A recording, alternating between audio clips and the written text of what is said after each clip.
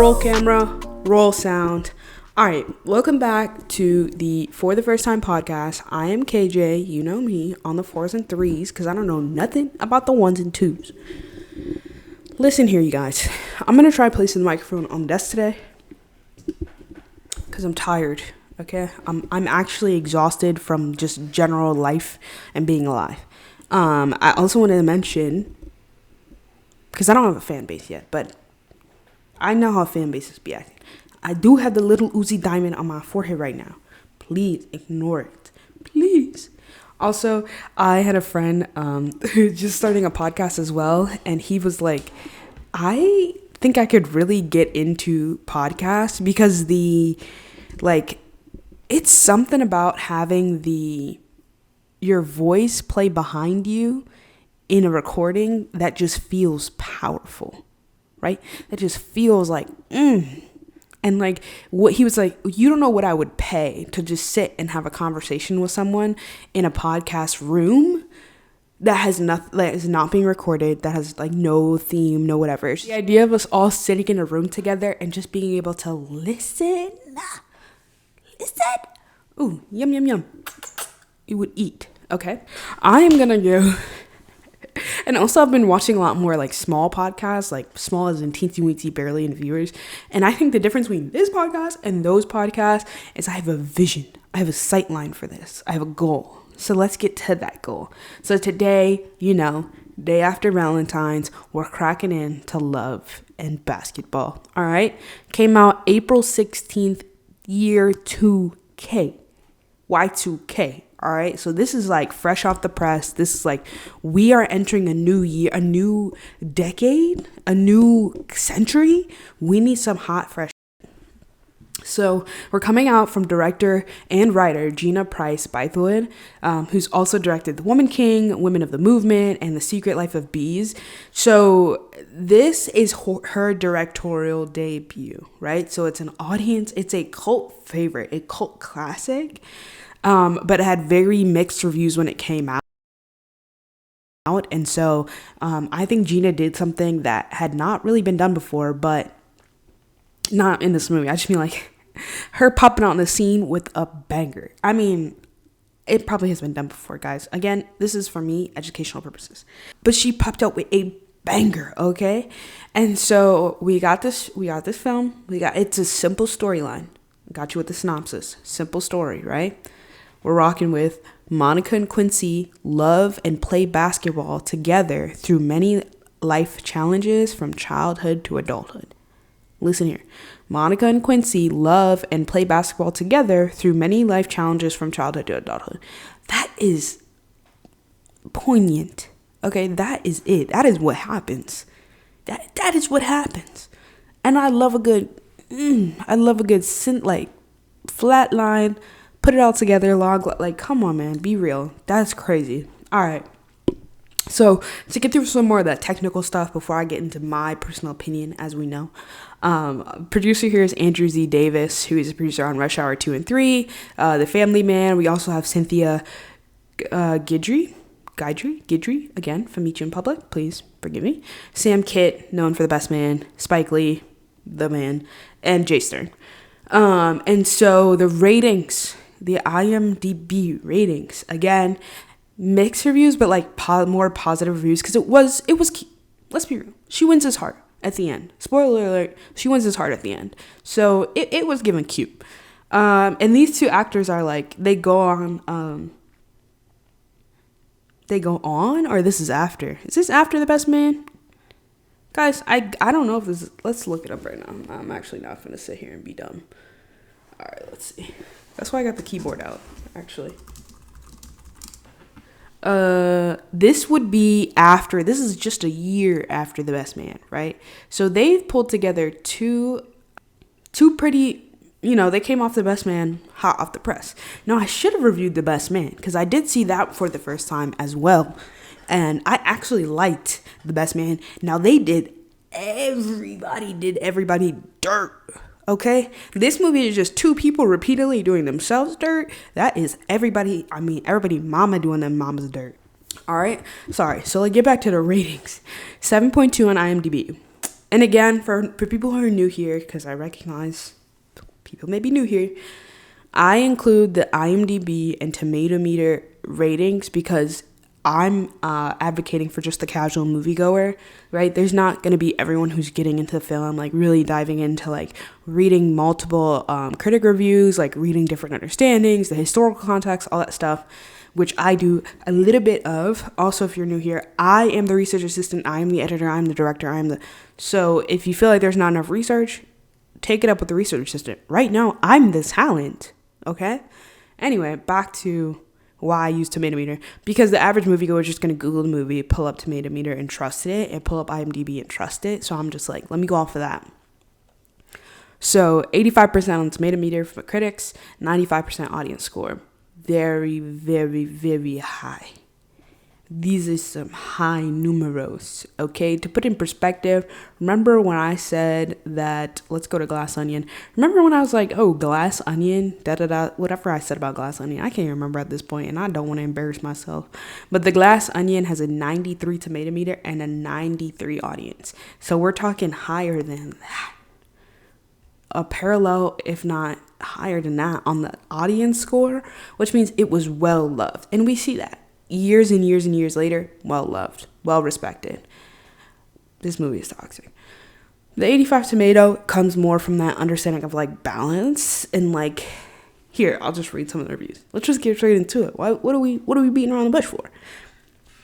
Eric Harrison says, this is Prince Bythewood's first feature film as both writer and director, and she knows admirable command of her craft. She shows, wow, guys, when I learn how to read, she shows admirable command of her craft. I mean, 8 down. Like, no, for real. Okay. And Anne Hornday says, Gina Prince Bythewood has taken the conventional coming-of-age romance genre and invigorated it with such vivid characters and such alertness to the culture she's representing that she makes what might have been derivative into something brand new, right? This could have been a bland, like, for instance, I just watched My Place or Yours. Ashton Kutcher, my good, says Reese Witherspoon. Cool concept. You know, they're best friends. They've been best friends for 20 years. They like each other on the low. They had sex one night. They completely ignored that. Like, we got a lot of backstory in the very beginning. Come to now, she has a kid with some other guy. She's divorced. He's single, can't find the right girl, right? It's a classic tale. But it was so long. It was so long that in the instance of You People, like the movie with what that man, Jonah Hill and Eddie and Nia, that movie was too much story, not enough storyline. This was too much storyline, not enough story. I needed more to go on in the 50 minutes or the however long. It was way more than 50 minutes, but the first 25 minutes, I was like, well, what else could they talk about? I'm bored. Like, there's a delicate balance between the two, and I think what the problem is, you want to know what the real problem is? Racism. Because Ashton Kutcher and Reese Witherspoon feel as though they can take up that space to put in a very short story into a very long storyline and make money off of it because they're Caucasian and they've done it before. Whereas You People is like, this is our first time, or not our first time. This is a major time to get on the TV and just crack jokes and make something that like people will really love and laugh and have fun with. And so we're going to try to force as much of it as possible. Problem. They need the same freedom to stretch that story out. We should have got You People, You People 2, 3 People. Like, we should have got sequel after sequel. It should have been like Meet the Fockers with Ben Stiller. It should have been like, we should have got plethora of this storyline. But they pushed it into the... And Lauren London and freaking Jonah Hill never met before the movie. Bro, y'all know you could have casted the Sanaa Lathan and what that man's name is? Omar Epps at a time. Like, this is not the same. They don't know how to act. Anyway, let's get back to Love and Basketball. They know how to act. Let me not say. Let me not put that in the list. Jonah Hill and Lauren London know how to act, but they don't know how to act together. I guess that's more my thing, right? We got Omar Epps and Sanaa Lathan coming out of The Best Man. Is Omar Epps in The Best Man? Even if he's not, he's just that guy. He's just that guy, right? Like, when is the last time y'all saw Jonah Hill in a love movie? When is the last time y'all saw Jonah Hill play somebody in love? Besides Superbad, when he was horny. Love you, Jonah Hill. But I think they just needed some more time. I think we needed some more time. And like the You people very much was speaking to Gen Z, where Your Place or Mine was speaking very much to millennials, Gen X, whatever. Like, there's a delicate balance somewhere in the middle that would make both of these amazing. Anyway, Love and Basketball. So, and I could say it could be Love and Basketball. You could say Love and Basketball was that delicate balance. Anyway, so those are the positives. I've got some negatives. So I don't know why I said this was like oddly reviewed. I lied. They loved this movie back in the day. Okay. Because I said that the negative reviews were not easy to find. They weren't even on the front page. I had to go, because you know when you first load the page, you can see a mixture of positive and negative reviews. Nah, they put that, they were like, you have to click on the negative review section and go to page 2. That's where the complaints are filed. And so Jonathan Freeman says, defeated by a labored screenplay in this overlong, chunky love story about a boy and a girl brought together, then driven apart by their basketball ambitions. It was long, okay? They told you from the jump, childhood to adulthood. In the same vein of like, and of both those movies, You People and Your Place in Mine, start from like jump. We are starting from like jump. And going through so much storyline in You People, where we're not doing that in Your Place or Mine. We're getting the background, we're getting one flashback, and then we're getting their real life, like no other flashback through the whole movie. We're getting tied back to the previous because the characters are recounting these memories and like constantly bringing it into story, but we're not flashing back to those memories. Same thing we do here. We're not flashing back. We got the childhood. We're not flashing back to the childhood constantly. We're just having the characters recount the memories. You People, I honestly need to watch that film again. I'm going to watch it twice, whatever. Anyway, I'm going to stop talking about both of those films. Anyway, Peter Howell says, it often dribbles instead of scoring, wasting time with talking head confrontations when the real action should be in the bedroom or on the court. Listen here. I think that Peter Howell's Caucasian. I want to say that because I don't remember what color he is. And Caucasian is not even the right word. I think he is white. I'll just say white. I think he has to be white.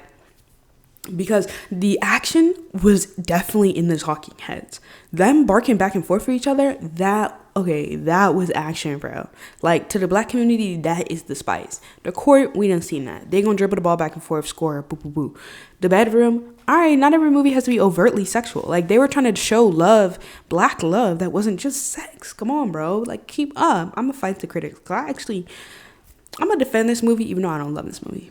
All right, so let's get into the leads because I've already teased a little bit of who was there, but let's get the full crisp picture, right? And remembering this is the year after Best Man, so they're likely recording these similar or just barely overlapping timelines because you got to be doing the movie promotion after you do the movie promotion for like a year after you film the movie. Anyway, all right, so we got some leads. We got young Quincy played by Glendon Chapman, who is still very popular today. We have young Monica, played by Kyla Pratt. Again, that's that girl. She is that girl. Been that girl, still is that girl. Gen Z rock star, honestly. She's not Gen Z, but she's Gen Z's rock star, in my opinion. We got Omar Epps, playing Quincy McCall. We have Sanaa Lathan, playing Monica Wright. Now let's get into who all else was there. Because Regina Hall was there as Sanaa's sister. This is, again, after The Best Man, but before Scary Movie. This is like early Regina Hall. She still looks young. Even though she looks young now, she looks like a baby in this movie. We got Gabrielle Union. After she's all that, after The Best Man, but before Bring It On. Right? After she's all that in Clueless, where she plays the black side character. She's playing the girlfriend in this movie. Then she's gonna go bring it on. Come on. Again, looks like a baby in this movie. We got Dennis Haysbert, who's an all-state guy. Yo, every time I see Dennis in this movie, bro, I be cracking up. Because he is an actor. He's an actor. He had to be an actor before you be a commercial actor. Like, come on. We got Debbie Morgan, Shar Jackson, and Chris Warren. Chris Warren is, if you didn't know, he's Zeke from High School Musical. And he plays one of the kids in the basketball scene. And everyone keeps bringing that up now. They're like, what the heck is Zeke doing in Love and Basketball? I was like, I don't know, man. I don't know. Shoot, he grows up to want to be a cook. I don't know. He gets moved to a white neighborhood. Like, not even, because this is a rich black neighborhood. Let's stop playing. This is a rich black neighborhood, and he just ends up going to Arizona. I don't remember where this movie is stationed. But let's get into some themes and some quotes and all that good stuff. Because I got a lot to say. And before I talk about where this movie takes place, because first of all, it takes place across the globe. Because it's a basketball movie. They're playing basketball all over. So, the first thing to talk about is love, right? This is a love movie. Ooh. Year 2K, this is new age romance. This is the new age of what romance will look like in the year 2000. This is an entrance exam. It's also a coming of age film, right? We're going from childhood to adulthood. This is definitely a coming of age film. We're watching them grow and understand what their love looks like and how they display love to the other person, right? And we're also looking at what I would easily declare a toxic love, okay? Because they run back and forth to each other, barking at each other, saying they hate each other, and yet. I did not write this down, but I personally would declare this an enemies to lovers. Or I guess it's childhood best friends. But I think it's like childhood best friends mixed up with an enemies to lovers. And I think that's cool. So, first of all, the most toxic parts to me is the first couple of scenes where he pushes the girl off her bike, bro. After busting her down on a basketball court. He pushes the girl off her bike and says, you're not my girlfriend anymore because you want to ride your own whip? Like, we knew the story from jump. He was always going to be mad that she wanted shine because he was neglected as a child. And she wanted shine because she was neglected as a child. And so they just both wanted shine in different ways. She wanted to do it on her own, be truly independent, like prove to everyone around her that what she was doing was right, was like it was an okay thing to do, right? She's a girl playing basketball, trying to establish a legacy for herself next to what's basically the next biggest basketball recruit. I don't even know who that is right now, but I'm gonna bring up Jarrett McClain because he's all I know. That TikTok dancing boy, like his girl. Imagine if his girl was playing women's ball somewhere. I don't know what she does, but imagine if she was also playing women's ball. She was also the #1 women's ball recruit. She just got a temper tantrum the same way he got a temper. I mean, she just got a temper the way he got a temper. Like, I'm sure on the court, that is serious. I'm sure he is serious in the same way she would be serious as well. And that type of competitive nature just doesn't eat well at each other. So when he was like, you want to roll your own bike? What? You're supposed to be a girl. Like, you're supposed to be a girl. And she's like, I'm a woman. From Kyla Pratt age, that was a woman. Okay? So he pushes her down on the bike, doesn't want to be her boyfriend because she won't ride his whip. That's odd behavior, but it's kids. So we're like, dismiss it. Don't dismiss it. All right. So we got I'm gonna bring up the prom, right? So Regina Hall somehow swings Sinai, a college boy, as in her senior year of high school. Which, let's talk about how odd that is, girl. As a college freshman, you couldn't have paid me. And she probably did pay him. You could not have paid me to go to a high school prom. But it was the 2K. It was the 2000s. Like, this was the thing. Everybody went to college close enough to their high school. I don't know, actually, don't. Everybody went to college and stayed? Question mark? Like, because you couldn't have paid me to come back and... Nah, dog. Beyond me, okay? But so we have Quincy, seeing Monica and ditching Gabrielle Union, who's on the dance floor twerking on my man, just ditches Gabrielle and is like, dang, girl, you look fine. And when he sees that she got another man in the picture, he suddenly gets so insecure, so confused, so whatever, and just pisses off and just gets so mad. And it's like, instead of getting angry and frustrated and fed up, like you're telling her not to do on the court, why don't you just speak how you feel? Why don't you just use your words, big boy? Like, that's the whole thing. Use your words. I'm tired, and that's what I was tired of in this whole movie. They refused. They would always talk to each other, but they refused to communicate with one another. Refused to give each other the benefit of the doubt or any more like support than what they were getting. Like, they were just giving each other the bare minimum constantly. And I'm like, dude, give each other, like, I don't know, something. Dang. But anyway, lastly, when Mr. Omar Epps tries to prove something to Sanaa, to Monica, by bringing in another girl to go and not go to his game and not go to her game. Like, she said, oh, I gotta go to sleep, I can't roll to your crib. Again, pisses him off. And so he purposely doesn't go to her game, and like when she comes to see him, shows her, introduces her to another girl. Dude, you are wrong. That is abusive. That is wrong. So I'm like, I can't get behind this is a love movie. This is an abuse war zone. This is just a war zone. Actually, this is warfare. We're just watching the war of we're just watching World War II take place between two black people, men and women. Like, dog, what? I just thought that was so wrong. So that's why I'm like not that big a fan of Love and Basketball as a love movie, because I don't think it displays, like, I'm currently reading, I know I'm not lesbian, I'm reading All About Love by Bell Hooks, and I just don't think it displays the type of love we should be replicating to children. Like, we should not be replicating these ideas and these behaviors to our children to say, like, this is what love looks like. I didn't see that movie growing up, thank the Lord.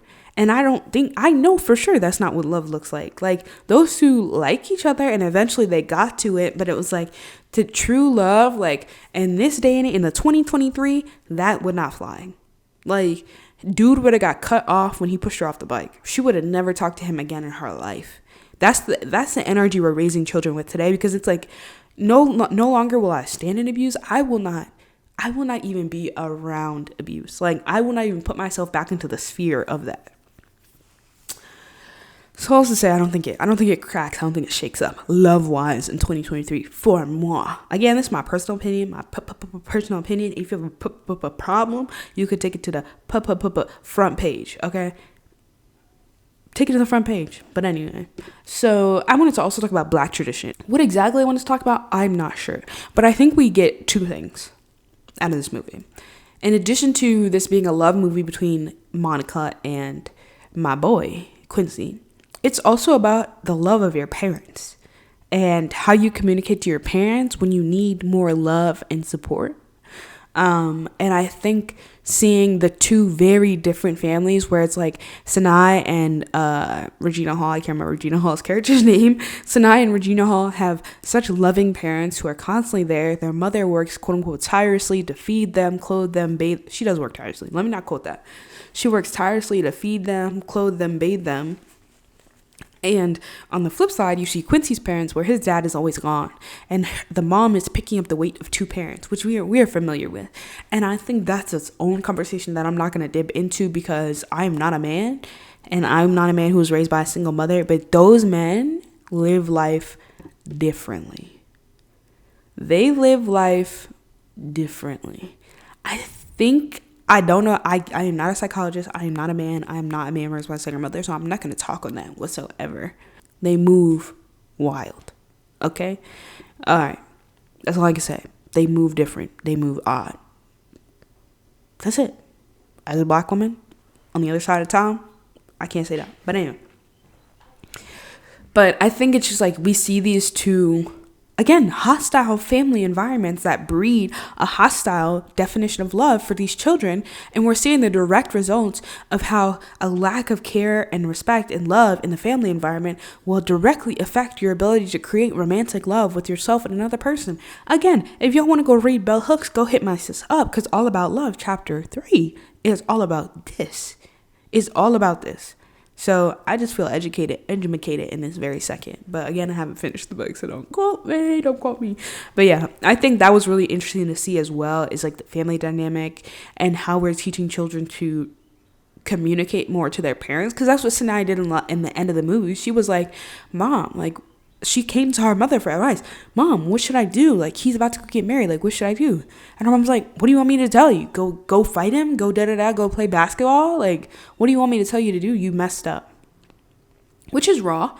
And that's coming from a place of she's feeling like she had no other option. So she took her option. She married this guy. This guy wants her to work at home and gives her a good life and doesn't beat her. He's a good man, Savannah. He's a good man, Savannah. A good man.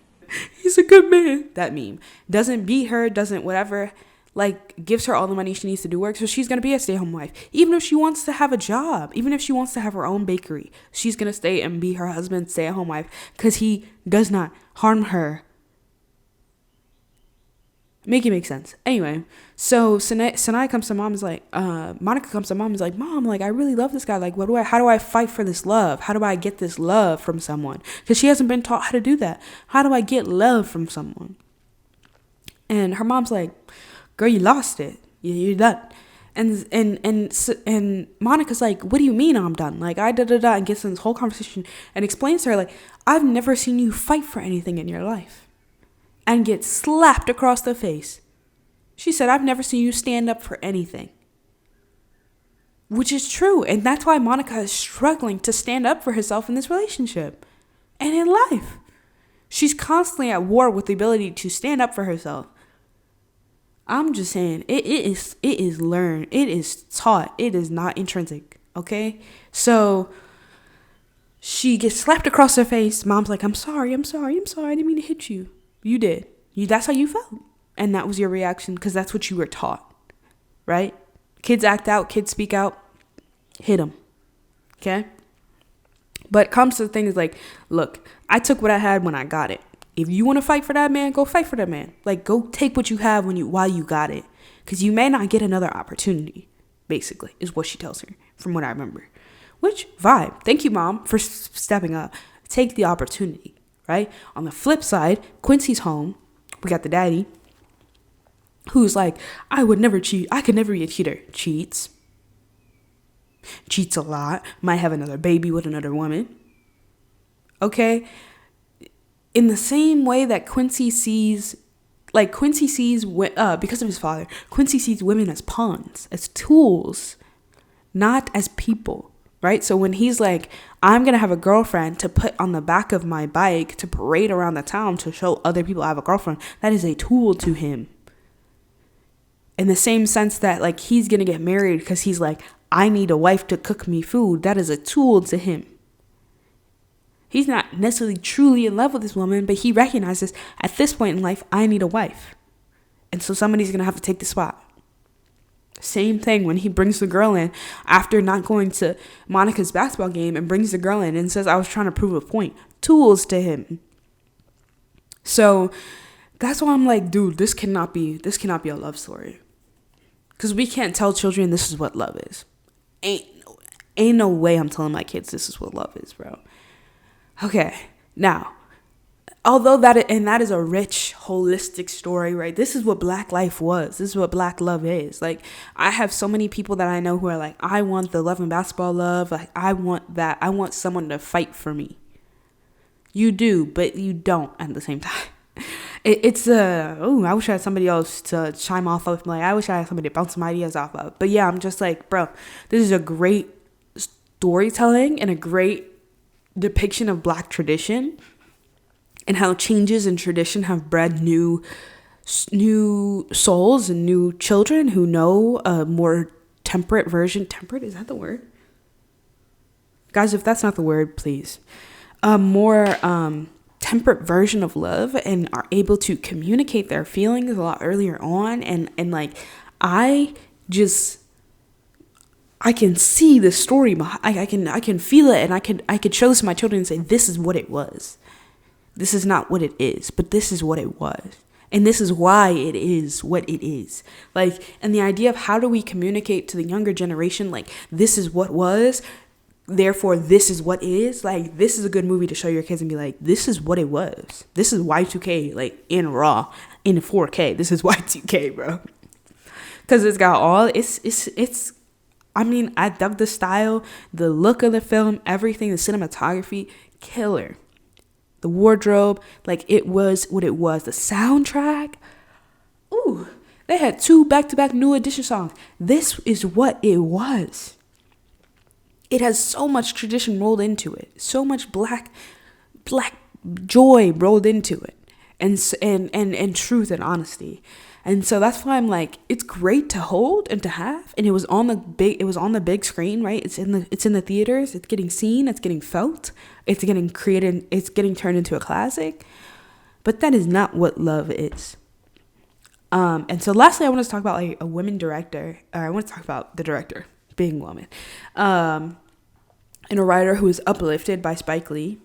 And so he did a lot of like helping and assisting, not a lot, I don't know their history, but he did some assistance with this movie to kind of get it off the ground. Spike Lee had already developed since like the 90s, through the 90s, had developed his own name, and so was using that to uplift black women. Shout out to Spike Lee. Everybody, round of applause. Spike Lee, uplifting black women. Ooh, ooh. Love that. So that's why I just like, this is her directorial debut, and it was heat, and it was hot. All right. So I want to get into some quotes from folks while I was watching the movie, because I watched this movie in a public setting. So I got some quotes from folks around the room. And then we'll get into quotes directly from the movie and talk a little bit more about those. So one thing is, your grandma's pearls for a high school prom? What? Does that not feel like such a strong heirloom for a high school prom? Is it like the pearls are for the prom and the diamond ring is for the marriage? Like, I don't know. To me, that just felt a little sensational for the high school prom. Like, it could have been saved for something bigger. I don't know, college graduation or something? Like, girl, what? Anyway, this girl is hot-headed. I mean, Monica. That's the quote. This girl is hot-headed. Monica, in the first couple of high school basketball scenes, bro's hot. Angry.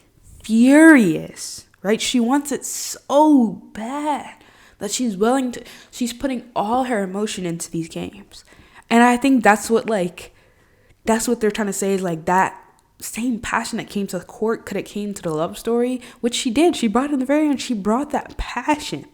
She was just so dissuaded by Quincy's actions, by Quincy's words, that it was like, man, even if I fight for this, I don't know if he wants to fight for this. And in the end, they fought each other and fought for the opportunity. One person said, I will get my black card taken away every time because I will not watch this movie. Okay? I think there's a recognition in the youngest generations that this movie is not about love. This movie is not about love. It's beautiful, but it is not about what love could be, because it's toxic. Everybody recognizes that. But I think it's still a good one to watch. During the intro scene to her playing abroad, she's signing something for children. Oh my God. Yes. Okay, so she goes abroad to play basketball because, like, as a woman, it's really hard to get into the league. So sometimes you go abroad. And even for men, some men go abroad, whatever. She's signing these, like, a jersey for a little girl, and the little girl reaches up and just touches her hair. And I was like, that is so real. That the little girl would just be like, I want to feel it. Because she's abroad. She's in, like, Belgium or something. I don't know where she is. Some white country. And the little girl's like, oh, black people hair. What is that like? Yeah, I just thought that was real. And lastly, her mom is so mad. Like, Monica's mom is so mad constantly. Like, I want to know what anger lives within her, to where she was like, why are you so angry, Monica? Why are you so angry? Like, she not the angriest around. Like, she not angry as heck, bro. That's why I was really mad, because her mom was like, what are you so mad for? When she be mad, when she be the one sitting there with an attitude. Like, for real, be for real. You've shown me that our relationship is anger since day one. In the way that she's like, in the way that she's like, can you just please put on a dress? Can you just do this, do that, in an angry and aggravated tone. Anyway, that's why I was mad at the mom. And when she slapped her, I was like, hey, take her down. Actually, take her down right now, bro. Because ain't no way she coming out here slapping you for telling the truth. I don't know. And she was grown at that point. She was grown as an adult at that point, bro. I don't know, man. Anyway. So, also, let's get into some quotes from the movie. So, these are the famous lines. Monica says, I'll play you. Quincy says, for what? Monica says, your heart. Grow up. But anyway, that's the movie. That is the movie. If they didn't have the synopsis that I read from I think it's from IMDb, that's the synopsis. I'll play you for what? Your heart. That's the movie. Anyway, Quincy says, all is fair in love and basketball. I love a good name drop in the movie. I love a good name drop. I think this is during the strip scene. He's like, all is fair in love and basketball. Wow, powerful. I don't remember what this is from, but Quincy says, I took a to Burger King. I took a HO to Burger King, and Monica says, cheap date. I don't remember that, but that's funny to me. That was the other thing. They were so funny together. Like, they were just going back and forth, like, ripping on each other. I'm like, this is hilarious. Quincy says, cause you don't pull on someone who's about to get married. And Monica says, better late than never. And Quincy says, wrong. Just like that. She's like, better late than never. He says, wrong. Hey, yo, like, Quincy is unhinged the entire movie. He is wild the entire movie. He does whatever he wants. Monica does whatever everybody else tells her to do. And that's the problem. Anyway, so let's talk about the second date now. Let's get into the real juicy juice of the meat, because we're about to hit 40 minutes, right? I want to keep this under 45 because I don't have that much to say about this movie, but I said all I had to say. So for those who are new, once again, last time, I have this segment called Second Date Never. And so if someone took me on a first date to see this movie, would I go on a second date with them? Basically, like, would I ever go on a second date with them? I think the answer is of course, okay? This is a classic. I'm trying to think of, like, with the other ones, I'm, like, putting myself in the year 2000, 2011. And Y2K, somebody took me to see it, I would think that was the cutest thing ever. Now, I would be like, why did you choose that? But I would still go out with them the second time, right? I understand why some people like this movie. And I'm like, seeing this past when I needed to growing up, but it's a classic for the cis heteros. Like, I'm seeing this way late, but, like, it's a classic for the cis heteros, for real. This is their story. I think it shows a woman with the same power as a man and a man with the same emotions as a woman. So, like, Monica is held to the same standards and pushing the same power as Quincy. And Quincy is breaking down and becoming raw in the same emotional escape as Monica. And I think it's like a level playing field between the two of them, where they both attempt to spite each other while being in love. And I think that's what people want out of love back then. But I said it's crystal clear. It's crystal clear. Like, this was meant to live as it is, as a monument to Black love and to be what it is, and for people to know the name of the movie even now, 23 years later. The kids know about this movie. Like, I'm sure this movie will last at least another 10 years. Because I'm going to bring it up to my kids.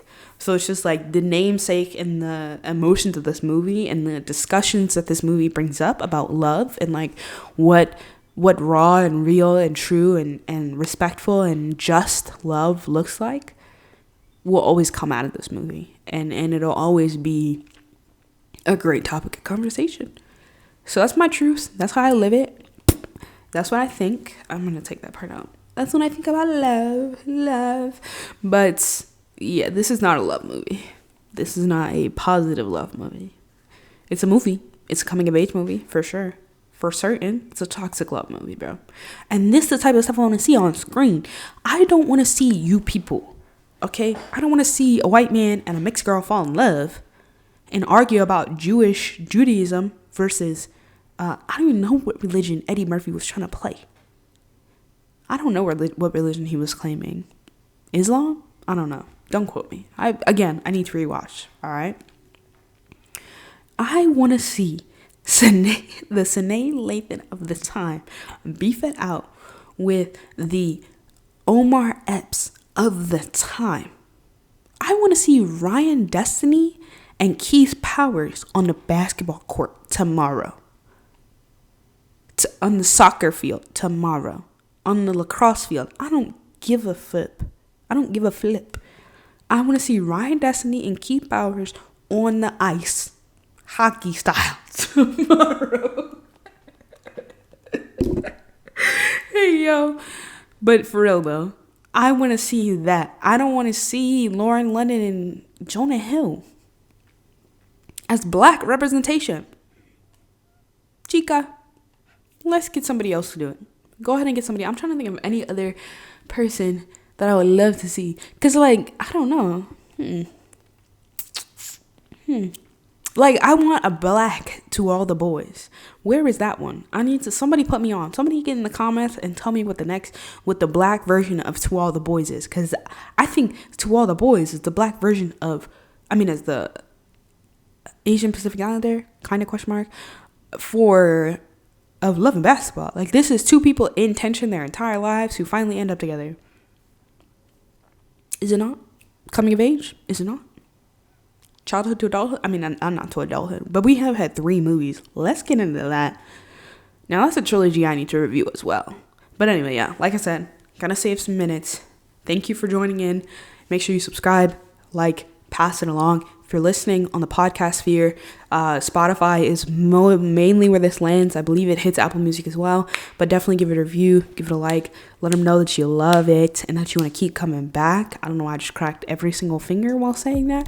Let them know that you liked it, you loved it, you want to keep coming back. And pass it along. Pass comments. You think this is a love movie? You think this is a true love movie? You think we should be showing this to the kids? Tell me about it. Peace, y'all.